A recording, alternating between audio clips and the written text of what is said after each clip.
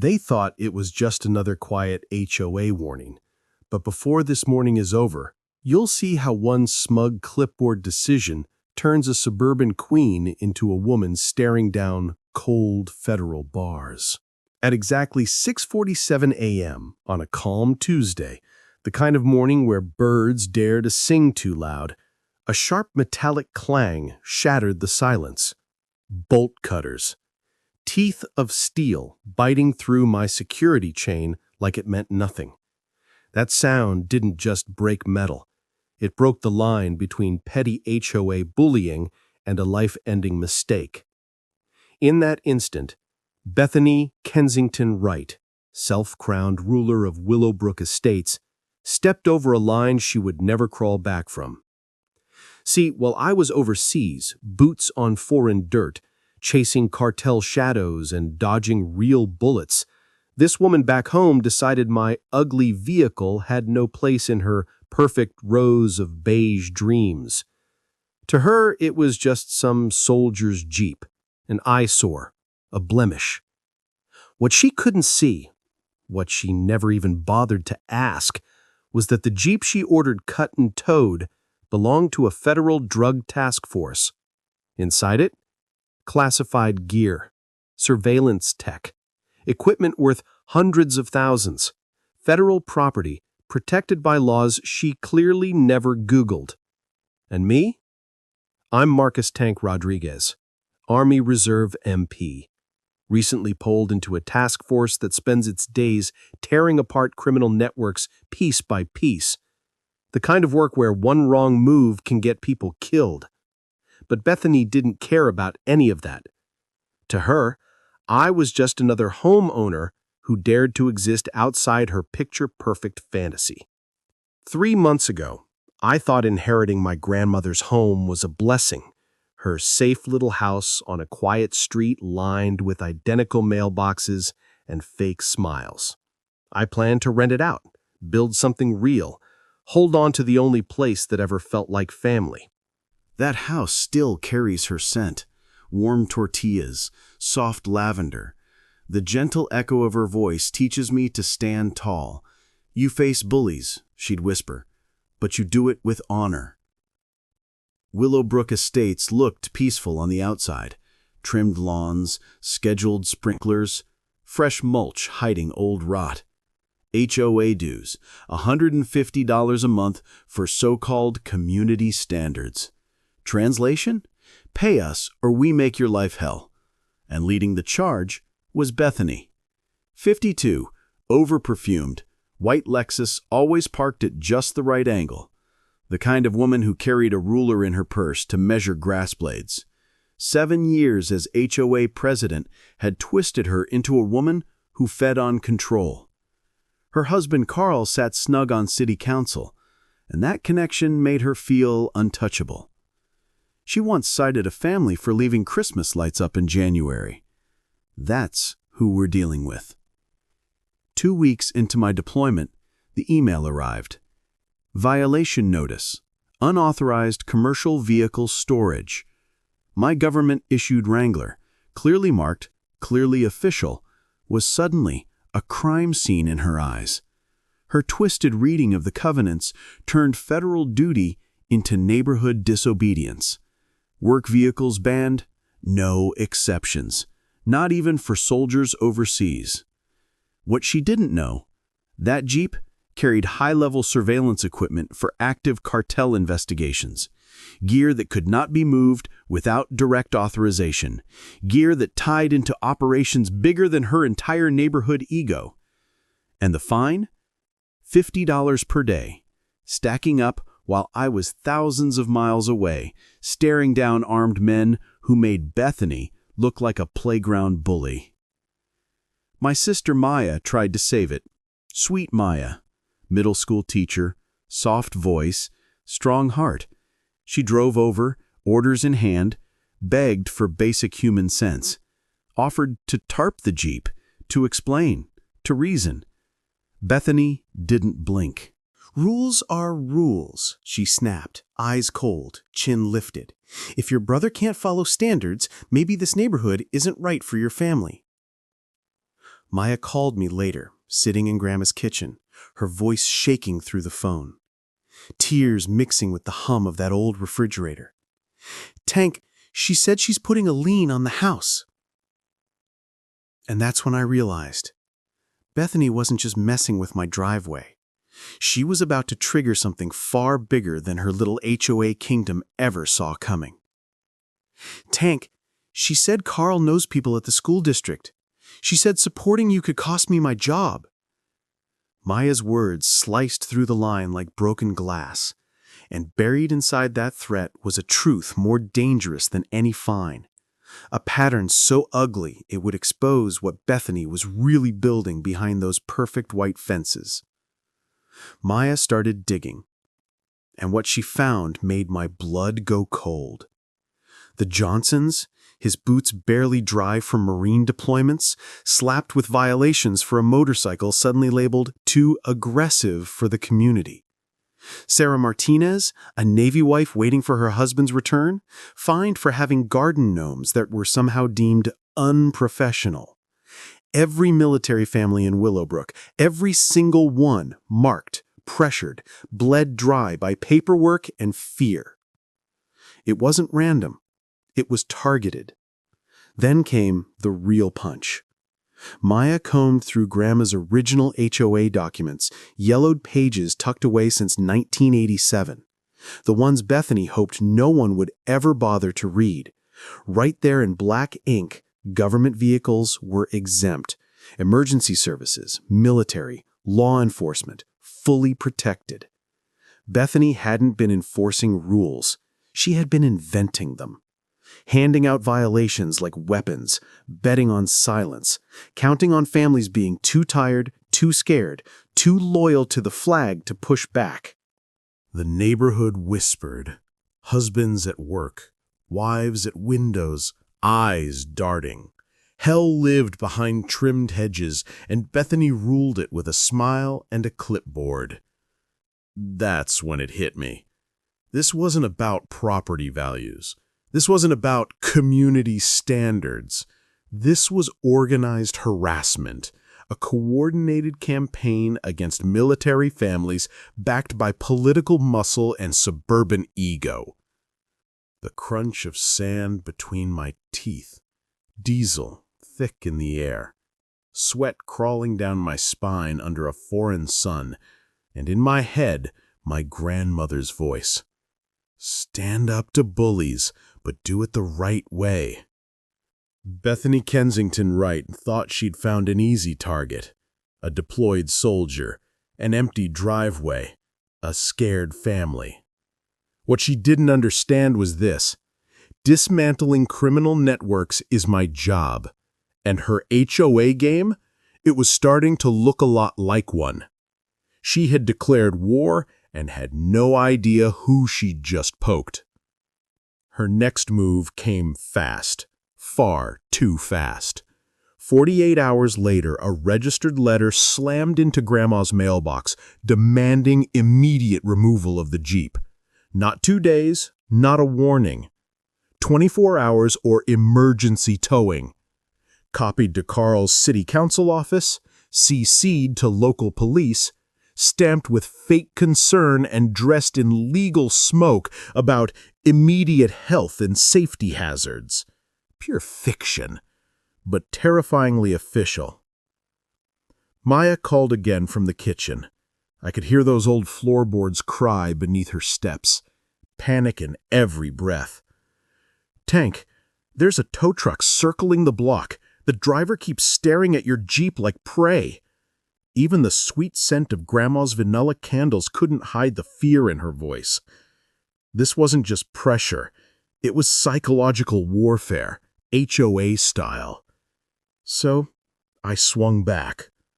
I contacted JAG, the legal bulldogs of the military.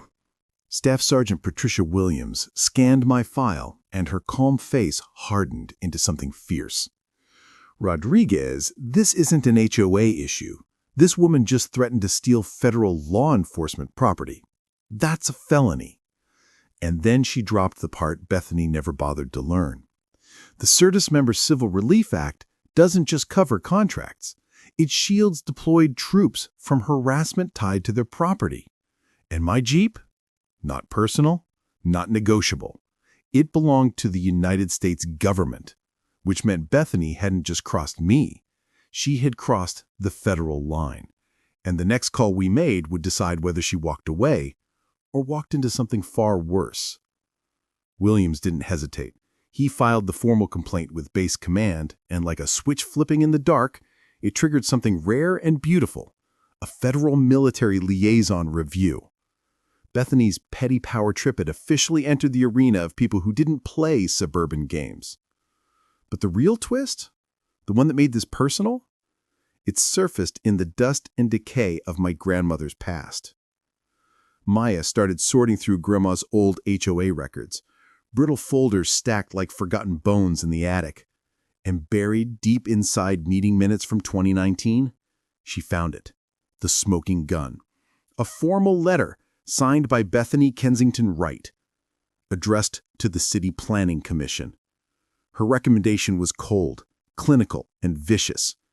Military housing assistance programs should be denied in Willowbrook. Transient military populations failed to uphold long-term community investment standards. Translation? She'd been working for years to keep military families out of our neighborhood. Maya's hands trembled as the aged paper crumbled beneath her fingers, her phone camera capturing every damning word. Her breath hitched as the truth expanded in her mind. This isn't just us, Tank. She's been targeting them all. And she was right. The Hendersons, violations for their son's bike being improperly stored.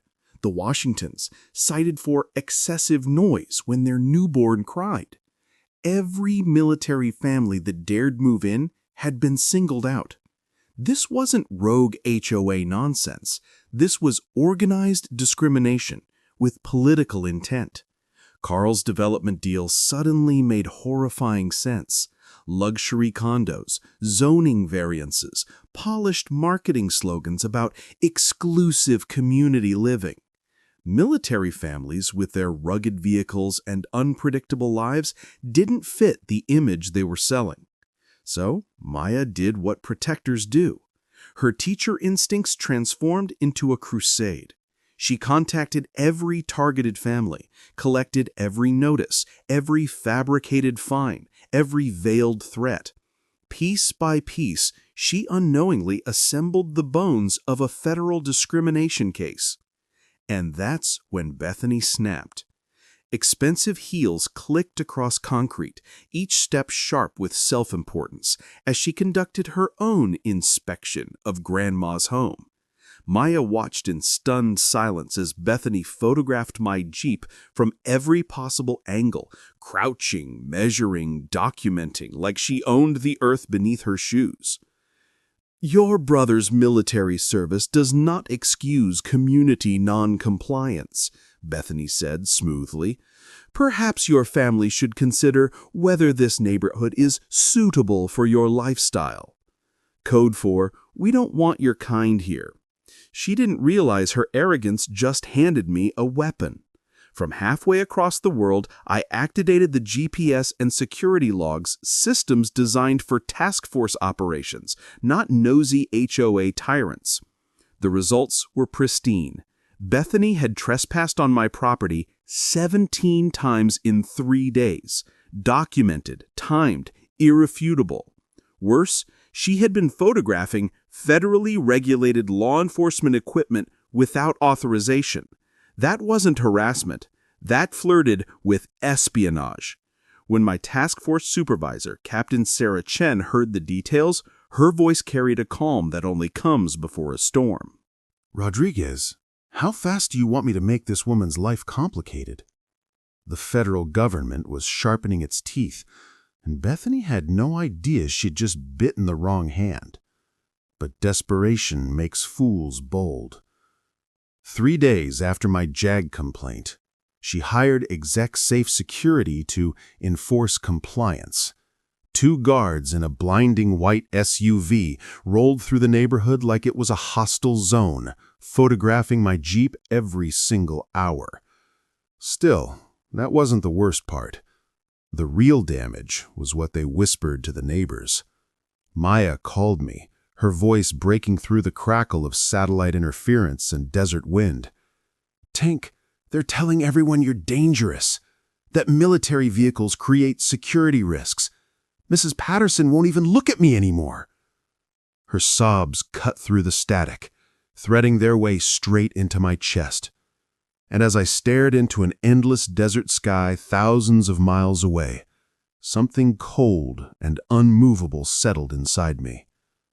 Bethany had crossed from discrimination into destruction. And if she thought this was still just about community standards, she was about to learn the cost of turning my family into her enemy. They were dismantling my family's reputation while I sat helpless, trapped 8,000 miles away behind concrete walls and satellite static. My response had to be precise, surgical. But time wasn't on my side. Communication windows were short, and every minute Bethany breathed power, she poisoned more ground. During my next authorized call, I laid everything out for Captain Chen. How private security was surveilling federally issued task force equipment, how the situation was spiraling. Her pause told me more than her words. "Rodriguez, this is delicate," she said carefully. "If we storm in too aggressively, we reinforce their narrative that your vehicle is a threat. We need patience. We need them to expose themselves." We needed them to hang themselves. So I dug deeper. I remotely accessed my Jeep's internal security network, a system built with more intelligence capacity than most small police departments. Motion sensors, infrared imaging, proximity-triggered photography, automatic data logs for anyone who ventured within 15 feet. What I saw froze my blood.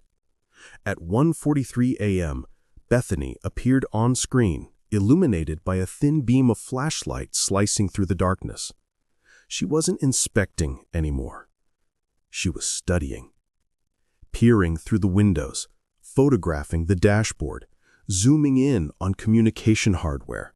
Her hand tested the door handle, once, twice, as if daring it to open.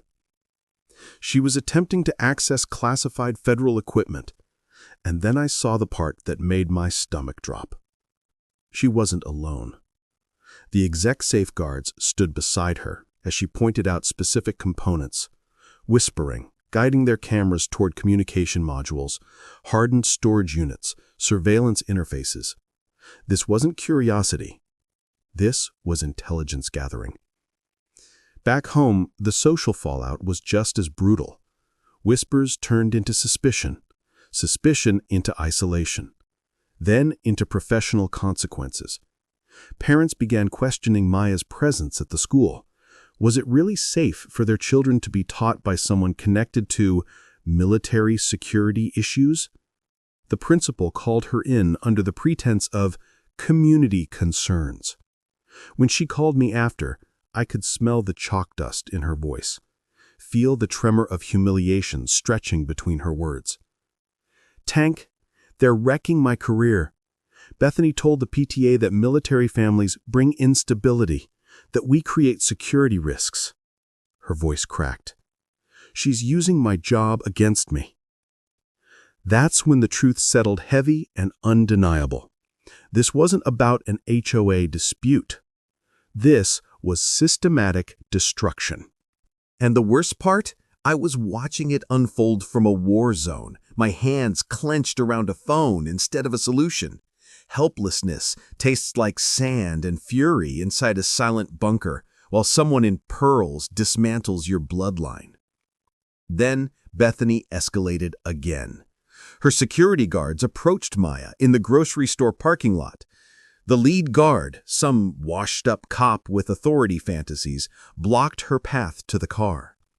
"Ma'am, we need to discuss your brother's military activities," he said, voice slick with false professionalism. "That vehicle contains equipment that could pose risks to community safety. We need to know what kind of operations he's running from that property." Maya didn't flinch. Her teacher's instincts and her backbone activated simultaneously as she started recording.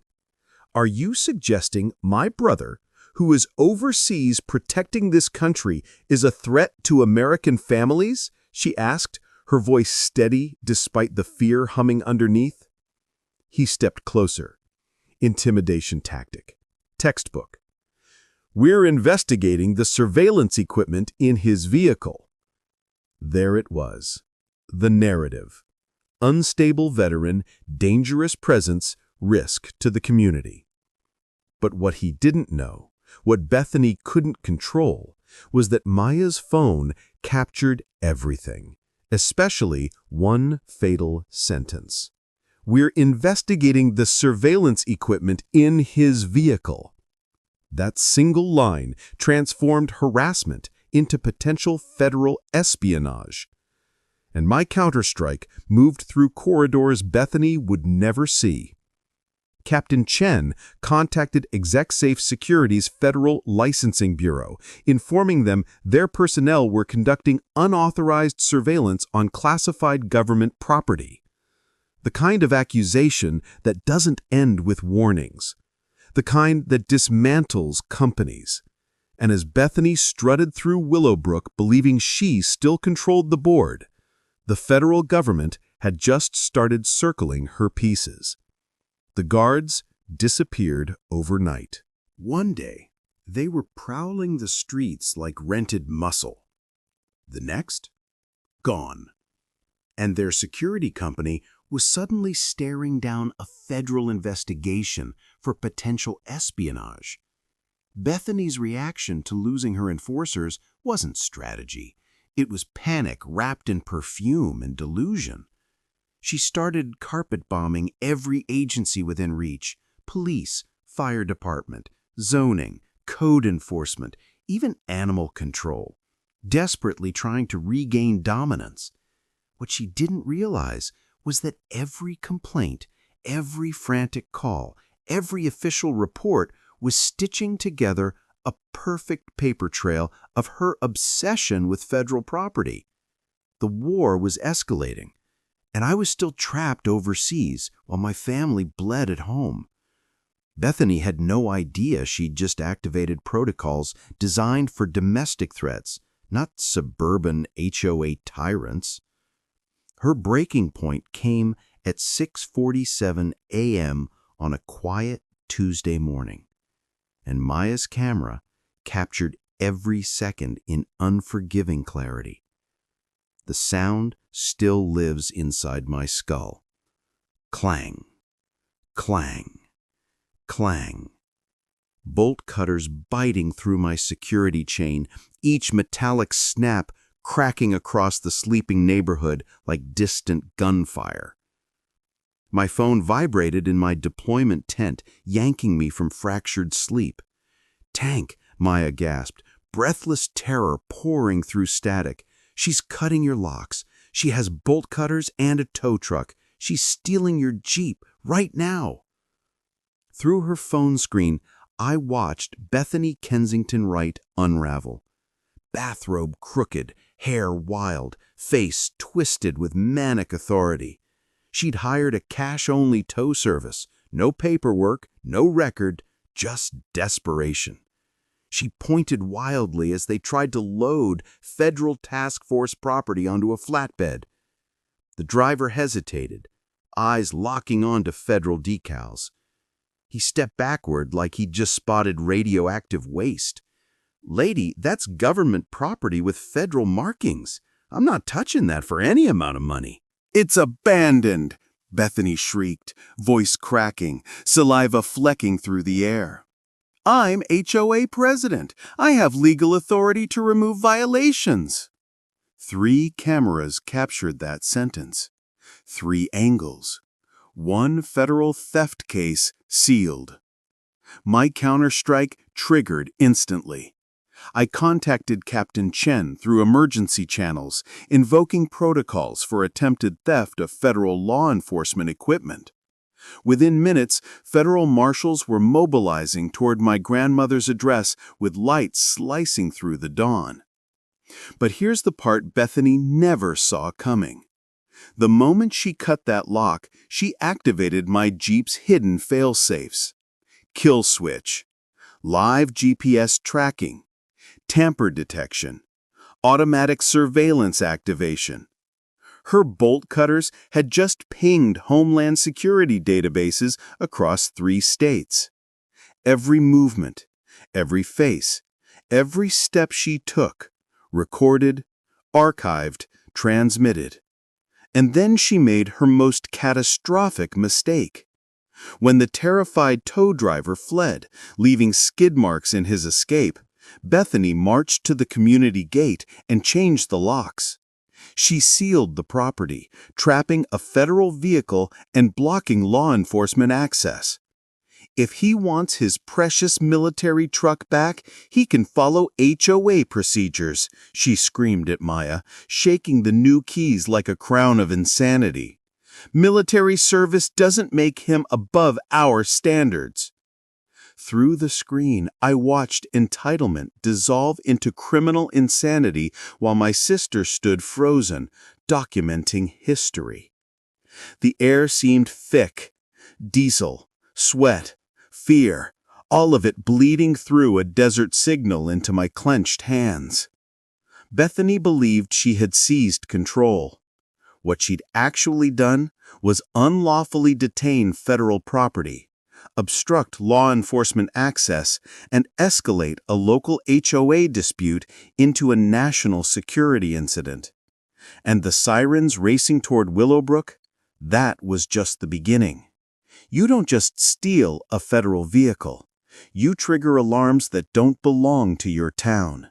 You wake systems that don't care about HOA bylaws. You step into a world where property violation becomes a national security event. Cutting locks, tampering, attempted relocation, all of it activates Homeland Security protocols, live GPS tracking, and federal response teams trained for terrorism-level threats. This wasn't petty crime anymore. This was classified equipment interference with enhancement potential.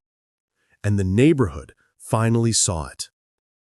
The uprising began when Mrs. Patterson watched Bethany's screaming meltdown from behind lace curtains. This fragile-looking widow had survived the Great Depression and buried 2 military sons. She wasn't about to watch a deployed soldier's family get bullied by a perfume-soaked tyrant with a clip folder. She moved like lightning. Phone calls, door knocks, veterans, neighbors, every decent soul who'd suffered in silence under Bethany's reign. By 10 a.m., my grandmother's home wasn't just protected, it was fortified by humanity. A ring of neighbors formed around the property, shoulder to shoulder, like a living barrier of patriotism and unity. "This stops here," growled Tom Henderson, 72-year-old Vietnam vet. His spine bent, but his voice steel. "You want that boy's truck? You'll go through 30 American veterans first." When Maya called again, her voice carried something new. Strength. "Tank, the whole neighborhood is here," she whispered, almost in belief. "Mr. Henderson brought his flag. Mrs. Chen's making coffee. They're not leaving." For one brief, powerful moment, Bethany lost control. And that terrified her. So she did what power-drunk dictators always do. She escalated. Police reports claiming veterans were forming armed militias, fire complaints alleging explosive risks, code enforcement violations for unauthorized assemblies, animal control claims about aggressive support dogs. Lie after lie, crime after crime, each call digging her deeper. Then, the federal marshals arrived and discovered Bethany had changed the community gate locks, physically preventing agents from accessing stolen government property. Obstruction, interference, criminal escalation. Marshal Jennifer Torres stepped forward, a woman who'd brought down cartel leaders and domestic extremist cells. Her eyes flicked from the gate to Bethany, and something lethal sharpened. "Ma'am, you are obstructing federal officers investigating theft of government property. Open this gate immediately or face additional charges." Bethany leaned back, chin lifted, bathrobe fluttering like a cape of delusion. "I don't recognize federal authority over private HOA property. You people have no jurisdiction here." She had just declared independence from the United States government. In a bathrobe. Game over. 72 hours later, I landed stateside, still carrying desert sand in my boots and war in my bloodstream. Grandma's house felt different. Heavier. Maya sat at the dining table, surrounded by folders, coffee cups, legal pads, and exhaustion. But it wasn't the sight that hit me first. It was the smell. Fear soaked into the walls like humidity. Panic aged into the air. "Tank, you need to see this before the feds get here," she said, hands shaking as she spread the documents wide. "I found something that changes everything." 5 years of HOA records, financial logs, meeting minutes, correspondence, all gathered through what she called her teacher network. And buried inside, a single document that froze my blood. A contract. Kensington Urban Holdings, Eastbrook Development Corporation, dated 6 months before Grandma died. This wasn't harassment. This was premeditated. And Bethany hadn't just wanted us gone. She'd planned it. The subject line read, "Willowbrook Estates Acquisition Strategy, Phase 2 Implementation." "They weren't just targeting military families at random," she whispered, her voice low, focused. Her teacher instincts now fully evolved into something far more dangerous, an investigator, an accidental detective. They were clearing the neighborhood for a massive development deal. The brittle texture of aged paper crumbled between my fingers as I absorbed the truth. Carl's company had already pre-sold 47 properties in Willowbrook to a national luxury development corporation. Condos, high-end retail, sanitized suburbia for the rich. Properties they didn't even own yet, including Grandma's house. "Look at the target list," Maya said, stabbing a finger at the appendix, and something dark ignited behind my ribs. Every military family, every elderly resident, every household least capable of surviving a prolonged legal war. The Hendersons, the Martinez family, Grandma Rosa, all flagged under a chilling label, acquisition facilitation. A coordinated campaign to intimidate, overwhelm, and force residents into selling for pennies under market value. But then came the revelation that detonated everything. Bethany had been forging HOA violations. Maya slid out the original 1987 HOA bylaws, legitimate, unaltered, legally binding. Not Bethany's grotesque rewrites. Military vehicles weren't just permitted, they were specifically protected under federal compliance clauses. She fabricated the rules, Maya said, her voice steady now, sharpened. Counted on people being too scared or too tired to challenge her. And then she turned the page. The HOA financial records told a story even uglier. Over 3 years, $184,000 in community funds had been siphoned into Carl's development company through fake consulting contracts and phantom community improvement projects that never existed. Shell paperwork, smoke and mirrors, organized theft. When HOA boards redirect community money to personal businesses without resident approval, especially across state lines, it escalates to federal mail fraud. When those acts form a pattern, that's RICO territory, organized crime with corporate letterhead. 20-year sentences. The air in the kitchen felt heavier as Maya revealed the final wound. Tank, I think they killed her. She slid forward the violation notices sent to Grandma during her final weeks in hospice. Threats, fines, legal intimidation for a woman who couldn't even stand on her own, citations for overgrown hedges, property maintenance failures, court warnings. Every notice spiked her blood pressure. Every envelope terrified her. The nurse had said she kept asking the same question. Are we going to lose the house? Her voice echoed in my memory. Mijo, don't let them take our home. I'd thought it was medication-induced confusion. It wasn't. She was trying to warn me. Maya wasn't the frightened teacher anymore. She stood there transformed, forged by truth, powered by rage, armed with evidence. This isn't about your Jeep now, she said. This is organized crime dressed up as community governance. They've been destroying families for profit. The shift wasn't gradual. It was seismic. Federal prosecutors weren't inheriting a dispute. They were stepping into a RICO case involving fraud, conspiracy, civil rights violations, and elder abuse. And the real truth settled in my bones like steel. I wasn't fighting for property anymore. I was fighting for my grandmother's memory, and for every family they crushed to feed their suburban empire.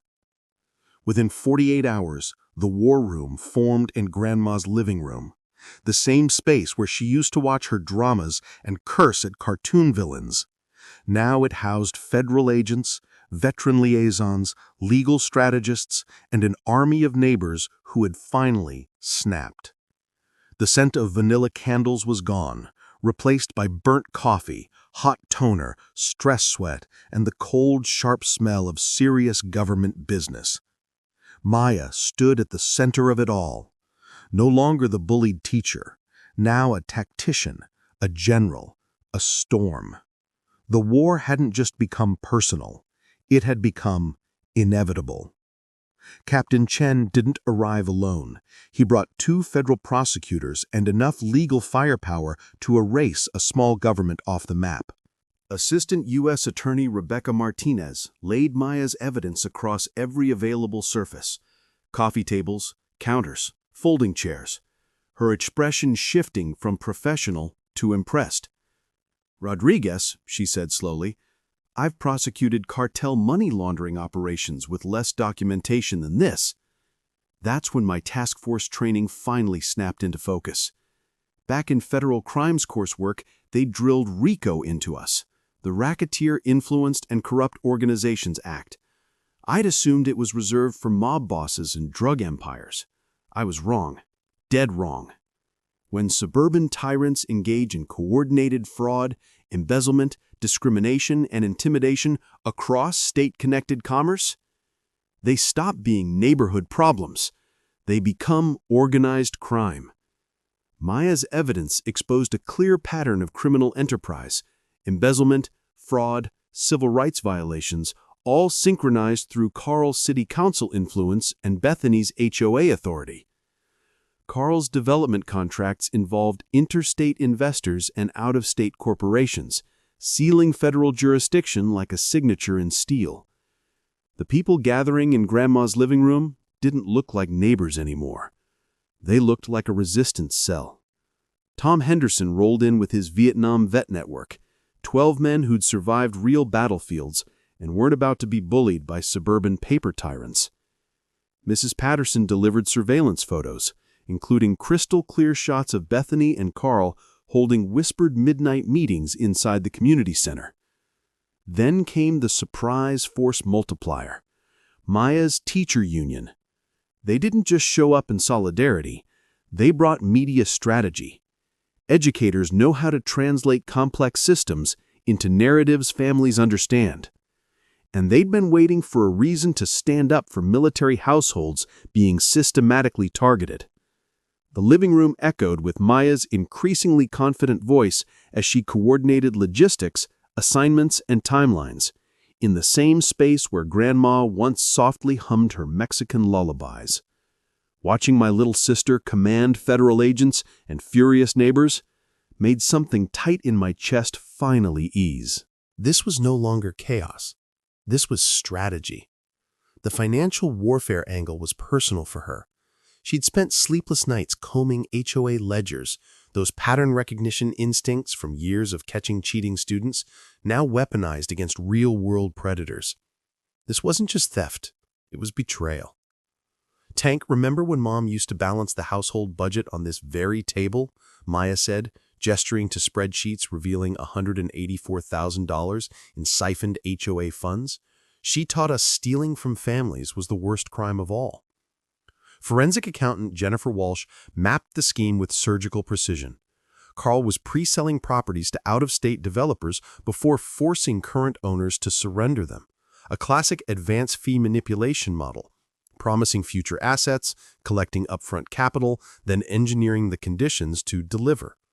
I recognized the pattern instantly. It was textbook financial crime. Maya uncovered email chains between Carl and Eastbrook Development discussing displacement timelines for homes they didn't even legally possess. The violation wasn't abstract. It was physical, tangible. They'd planned to steal Grandma's home before she was even buried. The neighborhood responded like a decentralized insurgency. Doesn't matter what uniform you wear, real defense comes from people who refuse to be conquered. Hidden cameras, coordinated patrols, encrypted messaging. Mrs. Patterson's front window became command central. Tom's garage housed surveillance equipment. Maya's house became the communications nerve center. And then came the surgical civic strike, the recall election. Maya pulled from her civics lessons, the same ones she'd taught her students about democracy being active, not passive. HOA boards can be legally recalled through resident petitions, typically requiring 25 to 33% to trigger special elections. She obliterated that threshold. Door by door, the scale of Bethany's tyranny surfaced. The Washingtons documented racial harassment. The Johnsons presented records of veteran discrimination. The elderly Kowalskis had been cited for excessive medical equipment noise, their oxygen concentrator. Within 72 hours, Maya secured signatures from 67% of Willowbrook residents demanding immediate board removal. A supermajority, a landslide, a public execution of suburban tyranny. The scent of victory was already rising, mingling with the desert dust still embedded in my uniform. Media outreach activated through Maya's education network. Teachers, parents, local reporters, all waiting for a story that finally made sense of the fear they'd been living under. And now, they weren't whispering anymore. They were ready to speak. The harassment of military families didn't just stay local. It detonated. Stories spread like wildfire through veteran networks, military forums, and advocacy groups. Within days, the situation in Willowbrook Estates had reached congressional radar. 3 federal representatives formally requested briefings on what was now being described as systematic HOA discrimination against military households. And then Maya uncovered something even more lethal: insurance fraud. Hidden among the HOA paperwork were claims Bethany had filed for property damage allegedly caused by my Jeep, damage that never existed. From my task force background, I knew exactly what that meant. Insurance fraud is a federal prosecutor's dream: clean evidence, clear intent, severe sentencing. Civil rights attorneys joined our coalition almost immediately after reviewing the discrimination pattern. Targeting military families wasn't just immoral, it violated federal fair housing statutes. The harassment of my dying grandmother activated elder abuse protections that carried massive civil liability. This was no longer just a case, it was precedent. Maya was elected interim HOA president by acclamation during an emergency residence meeting. No ballots, no opposition, just collective agreement that the reign of suburban tyranny was over. Her first executive action froze every HOA account pending federal investigation. Watching her grip the gavel in the same community center where Bethany had once ruled through fear, That wasn't revenge. That was justice, served cold, precise, and unstoppable. At this point, the stakes had transcended me, my Jeep, even my grandmother. This had become a national blueprint, proof that united communities could dismantle organized corruption disguised as governance. But Bethany and Carl, they still didn't realize the net was tightening. Bethany broke at 3:17 a.m. Maya's infrared cameras caught her in our backyard, crouched behind Grandma's tool shed, feeding HOA documents into a flaming metal trash can like a deranged suburban arsonist performing some ritual of desperation. The acidic stench of burning paper and lighter fluid seeped through Maya's window, mixing with the smell of fear that now seemed to cling permanently to Bethany's skin. Her bathrobe flapped in the night air as she fumbled with matches, hands shaking, eyes frantic. "Tank! She's destroying evidence! She's actually burning financial records in our yard while under federal investigation!" Obstruction, evidence tampering, destruction of federal interest material. She was stacking felonies like kindling. Federal surveillance teams were already documenting her unraveling, but watching her erase her own paper trail felt like witnessing a criminal write her own confession in gasoline and flame. And then she escalated. The next morning, Maya found her car mutilated, all 4 tires slashed, windshield sprayed with dripping red letters, "Military Scum." The crunch of broken glass under my shoes as I surveyed the damage triggered something old in me, something cold, something combat-ready, that familiar deployment rage, the agony of watching enemies target people you cannot physically defend. But this wasn't a foreign war zone. This was domestic terrorism, aimed directly at my family. My response was calm, surgical. 1 call to Captain Chen, 1 order, thorough. full federal protective detail assigned to Maya and key witnesses, plainclothes optimized for invisibility, blending seamlessly into morning jogs and coffee shop routines.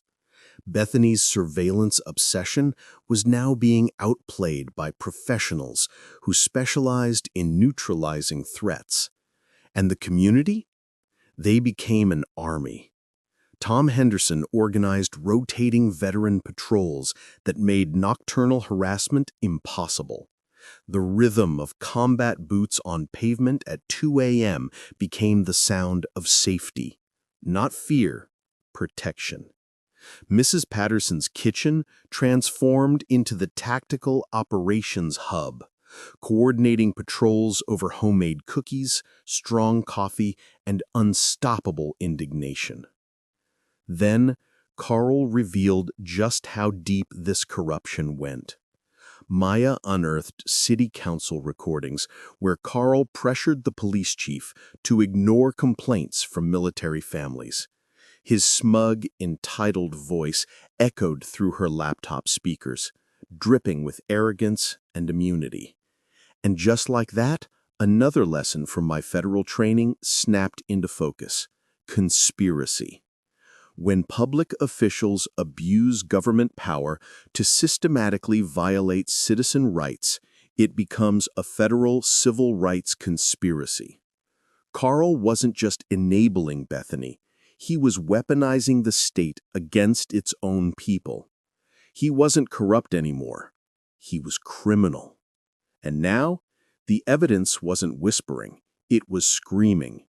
These military people bring instability. Carl's recorded voice oozed entitlement and contempt. Their vehicles, their schedules, their problems, they affect property values and community character. That single sentence didn't just expose him, it indicted him. It became Exhibit A in a federal civil rights conspiracy case. And Bethany? She chose escalation. Her next move was captured on federal wire surveillance outside the Willowbrook grocery store parking lot. Bright sun, passing minivans, and desperation thick enough to smell through the air. She approached Maya with an envelope so swollen it looked obscene. "This is $50,000 for your family," Bethany whispered, forcing a smile that cracked at the edges. "Military families deserve better neighborhoods anyway. Take this money, find somewhere more suitable for your lifestyle." Not persuasion, bribery.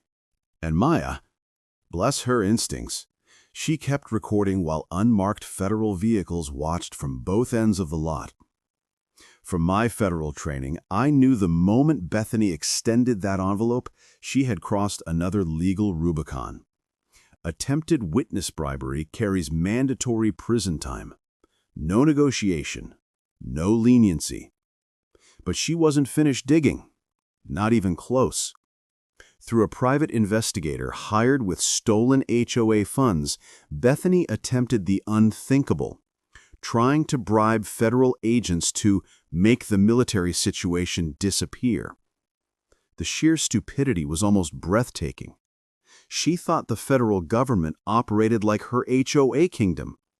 Federal agents don't pocket bribes. They catalog them, record them, preserve them, and then use them to ensure you disappear into a correctional facility with a number instead of a name. Carl's political empire began collapsing in real time. City officials scrambled to distance themselves. The mayor issued a public disavowal. Council members demanded Carl's resignation. His development company hemorrhaged value as corruption allegations hit statewide news. During emergency council sessions, the scent of Carl's imported cologne couldn't hide the sweat of panic seeping through his tailored suit. He tried weaponizing city resources to discredit the federal investigation, claiming outside military agitators were targeting successful local business leaders. Every word, every email, every power abuse, cataloged. Maya began receiving threats. Anonymous notes tucked beneath her windshield, distorted voicemails hissing warnings that accidents happen to teachers who don't mind their own business. The tremor in her voice during those calls ignited something feral and protective inside me. But my response wasn't emotional, it was operational. Threatening federal witnesses triggers escalation protocols, FBI units, digital forensics, behavioral profiling, full-spectrum tracing. These weren't empty threats. They were criminal liabilities with timestamps. Carl's Uri empire began collapsing in real time. Her final attempt at narrative control came in the form of false police reports. She claimed Maya was mentally unstable, that military families were forming armed militias, that violent retaliation was imminent. Filing false reports during an active federal investigation isn't a local infraction. It's obstruction of justice with national security implications. And the beauty of federal patience? Watching a villain convict herself, one documented crime after another. But Bethany wasn't done. Her final gambit was character assassination on an industrial scale. The attack hit Maya's school first. Anonymous reports flooded the district, accusing her of radicalizing students with military propaganda and creating unsafe environments for civilian children. Emergency meetings were called, parents panicked, whispered campaigns ignited. "Tank, they're trying to destroy my career," Maya whispered from her empty classroom, the faint scent of chalk dust and childhood memories now tainted with fear. "They're calling me unstable, dangerous, a veteran with PTSD who brings threats to peaceful families." She uncovered the architect behind it all. Morrison and Associates, the same crisis management firm that whitewashes disgraced politicians after corruption scandals. They weren't defending Bethany. They were assassinating Maya. This wasn't misinformation. This was psychological warfare. Fabricated narratives crafted to dismantle lives instead of missions. But what Bethany and Carl didn't realize, Maya's evolution was complete. Her documentation skills had surpassed anything I'd ever learned in federal training. Every lie, every threat, every coordinated attempt to erase our family from respectability. But buried inside the smear campaign was a pattern so precise, it made my task force instincts detonate like a silent alarm. Bethany wasn't acting alone. She had been coordinating with HOA boards in 3 separate states, crafting model policies for what she called managing military family disruptions in suburban communities. Not complaints, not disputes, a system. A blueprint for discrimination. This wasn't suburban drama anymore. This was interstate conspiracy, the kind that triggers RICO prosecutions when organizations unite to violate constitutional rights. Organized crime wearing pastel blazers and HOA letterheads. And Maya? She didn't crumble. She counterattacked with grace that felt almost holy. Students and parents filled the school parking lot, waving American flags, holding signs that read, "We support Teacher Maya. Military families protect our freedom." The sound of 3rd graders chanting, "Thank you, Mr. Tank Sister," echoed through the playground where she'd spent years shaping futures. Children understood justice better than the adults trying to destroy her. That's when Bethany snapped. Private investigators began shadowing Maya's every movement: school, grocery store, morning jog, telephoto lenses clicking like insects against the glass of her classroom windows. The sound triggered something ancient in my blood. Then, Maya found them. 3 listening devices hidden inside her car. Professional grade, sophisticated, all traceable through federal purchase records to Morrison and Associates. Unauthorized electronic surveillance isn't harassment. It's a federal crime. And when used for witness intimidation, it becomes a 20-year sentence. Planting them in her vehicle escalated it further into Homeland Security territory. Terrorism enhancements. No more suburb, no more games. Captain Chen responded with lethal precision. The FBI's counterintelligence division seized the case, treating Maya's surveillance as potential domestic terrorism. Suddenly, Bethany's white picket war was being handled by agents who dismantle international syndicates. And then the media caught fire. Military advocacy groups amplified Maya's story nationwide. Congress demanded explanations. National outlets swarmed. Fox News, CNN, Military Times, front page saturation. Carl's political career died in real time as federal agents stormed a live city council meeting, removing boxes of evidence while cameras burned his humiliation into permanent history. The smell of his cologne couldn't hide the panic. The texture of his collapse was visible in every twitch. Then Morrison and Associates committed the fatal mistake. They published a community safety report claiming military families caused elevated crime, domestic violence, and substance abuse. Fabricated statistics, weaponized lies, deliberate misinformation aimed at turning America against its own veterans. I watched Maya read the report as her teacher's warmth transformed into righteous fire. Tank, they just declared war on every military family in this country. She wasn't exaggerating. Publishing false data to incite discrimination against a protected class isn't PR. It's hate crime territory. And the moment those words hit the air, federal investigators shifted from corruption to civil rights prosecution. And what they uncovered next would expose how deep this suburban network truly ran. When harassment is coordinated for profit across multiple states, it stops being petty HOA drama. It becomes racketeering with civil rights conspiracy enhancements. The federal investigation went nuclear across 17 states as military families came forward, each story echoing the same pattern of intimidation, fabricated violations, and bureaucratic terror. Maya's documentation became the blueprint for federal prosecutors building RICO cases against corrupt HOA networks nationwide.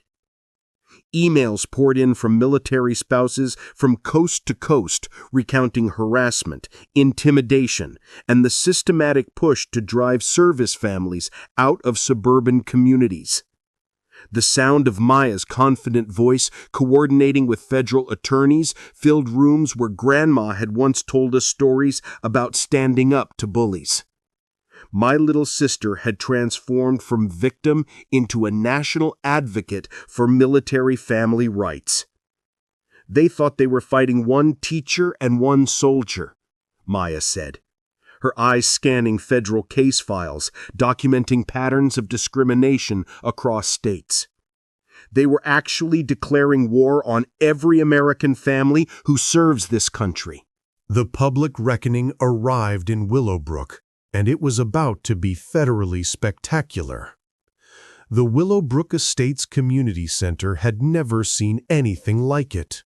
Packed beyond fire code, federal agents lining the walls, news cameras from 6 networks capturing every detail, military families from 3 states traveling hours to witness justice in action. The smell of righteous fury mixed with stale coffee and the electric tension of law enforcement about to demonstrate why you don't mess with federal property. Congressional representatives sat in the front row, taking meticulous notes for upcoming hearings on systematic discrimination against military families. Bethany arrived, fashionably late, in her white Lexus, rolling into a gauntlet of veterans and families holding signs that read, "Military Families Matter, Prosecute HOA Terrorists." The sound of her designer heels clicking across asphalt was drowned out by veterans chanting, "Thank you for your service," directed at Maya, not her. She entered like a deposed dictator staging a final futile stand. Carl shuffled behind her, broken posture, panic radiating like heat off asphalt. The room held pure tension, families staring down the suburban tyrants who had terrorized them for years. Maya approached the podium, no longer the frightened teacher, no longer the target. She was a national advocate, her voice backed by federal authority and congressional attention. For 5 years, you used your positions to wage war against military families, Maya began, each word amplified through speakers broadcasting live across social media. You fabricated rules, embezzled funds, coordinated discrimination campaigns that violated every principle this country stands for. Thunder rolled through the community center as applause erupted, shaking windows, shaking hearts. Federal prosecutor Rebecca Martinez stepped forward, evidence boxes stacked like a judicial arsenal, months of investigation condensed into a mountain of proof. The United States government has compiled overwhelming evidence of criminal conspiracy, she announced, her voice carrying the weight of federal authority, including federal property theft, civil rights violations, witness intimidation, embezzlement, and obstruction of justice. Each phrase hit like a sledgehammer. Tom Henderson, veteran of Vietnam, spoke next, his voice trembling with raw emotion. "My son served 3 tours protecting this country's freedom. These people thought they could spit on that sacrifice for their personal profit. Today, they learn they were wrong." But the mic drop moment belonged to me. I stepped to the podium, feeling Grandma's presence in every fiber of the room. Her voice echoed in my memory. "Stand up to bullies, mijo, but do it the right way." And in that moment, all the planning, all the struggle, all the fear overseas crystallized into one undeniable truth. We had won.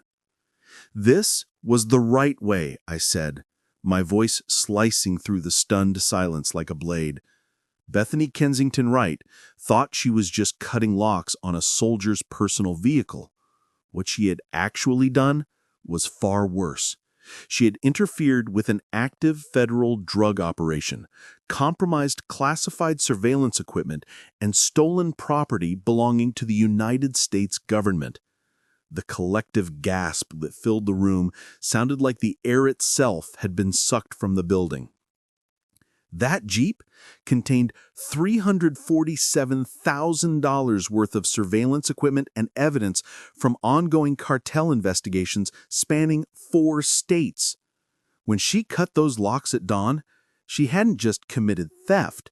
She had compromised national security operations that keep drugs off American streets and protect American families. Bethany's face went the color of old concrete as the true scope of her federal stupidity became clear. She had graduated from suburban bully to national security criminal in one reckless act. But her real crime, I continued, letting years of rage harden into cold judicial precision, wasn't stealing my vehicle. Her real crime was waging systematic warfare against military families, abusing government corruption to steal from the community that trusted her, and believing suburban entitlement trumps federal law.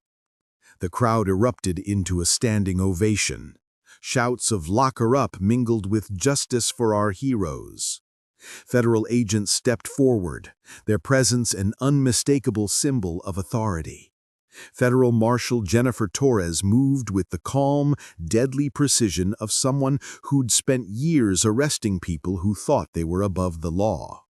"Bethany Kensington Wright," she said, handcuffs glinting under the lights. "You are under arrest for theft of federal law enforcement property, conspiracy to violate civil rights, embezzlement of community funds, witness intimidation, obstruction of federal justice." The click of the handcuffs echoed through the speakers as cameras recorded the moment suburban tyranny collided with federal consequences. Bethany's expression shifted from defiance to dawning horror. Her suburban kingdom couldn't protect her from federal prison. Carl tried to flee through a back exit, like the coward he'd always been, but ran straight into waiting federal agents. His arrest lacked Bethany's theatrical panic, but watching corruption meet accountability in real time was equally satisfying. These weren't just vehicles, these were classified federal assets, protected by laws carrying mandatory minimum sentences. When suburban terrorists interfere with federal operations, local corruption meets federal consequences with mathematical precision. Maya was interviewed live by national media. Her evolution from terrorized teacher to military family advocate inspired congressional action. "This proves that organized harassment of military families is federal crime," she told cameras, broadcasting to millions. "No HOA board, no matter how corrupt, is above the United States Constitution." The taste of victory was sweeter than every memory of Grandma's kitchen, mixed with the satisfaction of watching bullies learn federal law doesn't negotiate. 18 months later, I stood in Grandma's kitchen reading the final sentencing report, almost hearing her voice. "Justice served the right way, mijo."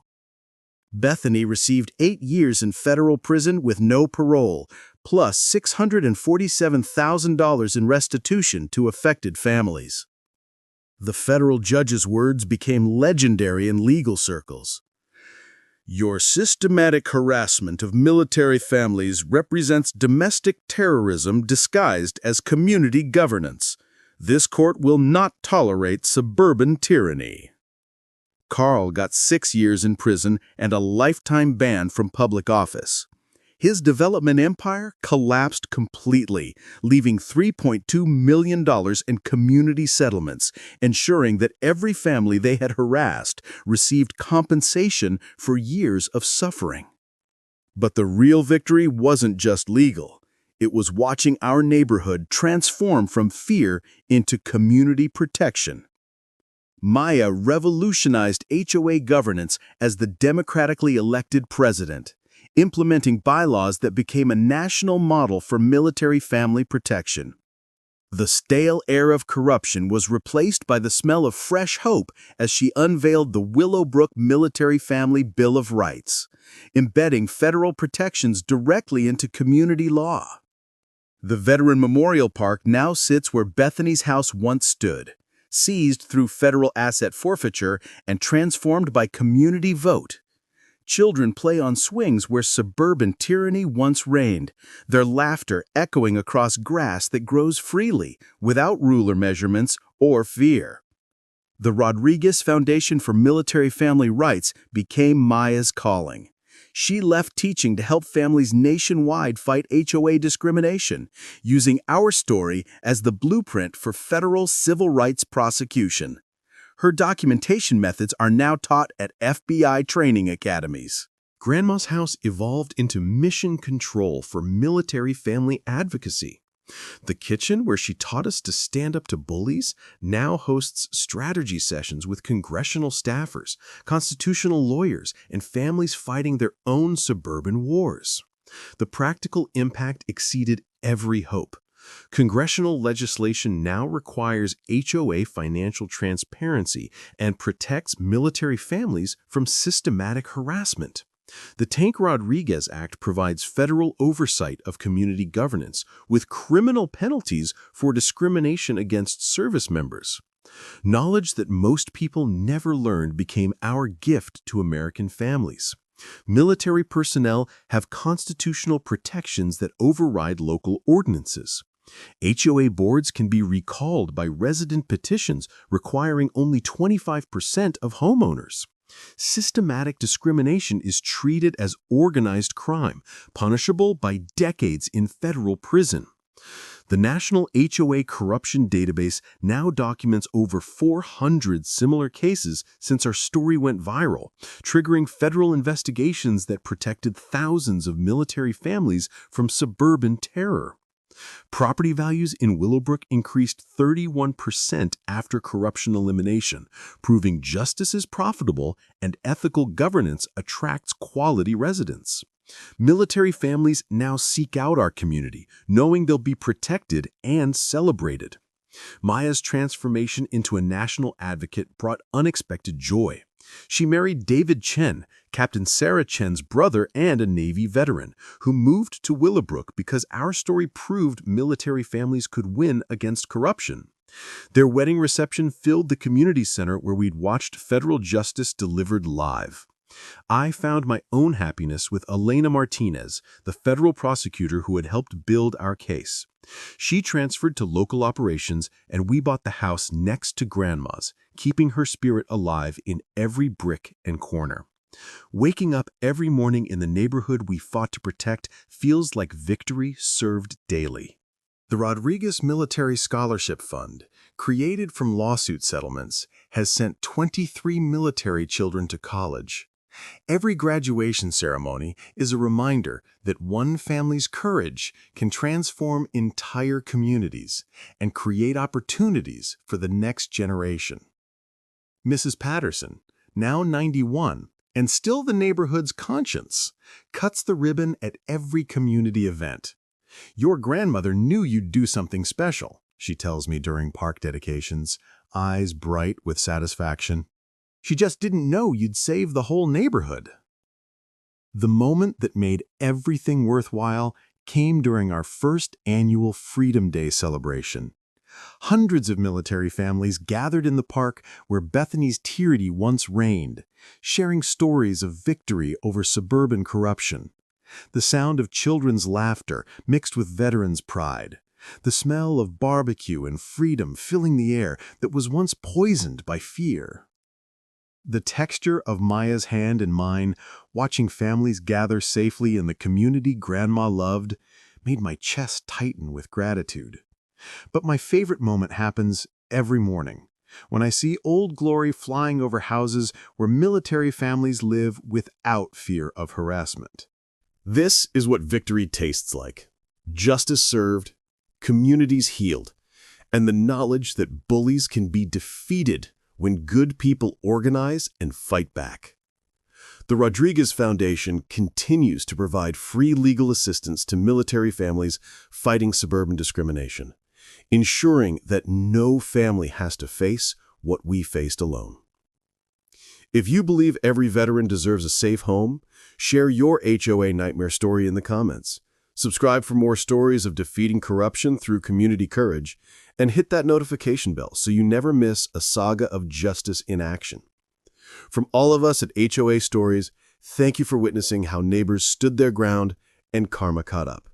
Smash that like button, leave your thoughts below, and remember, when communities unite, even the smallest voices can topple the most entitled tyrants.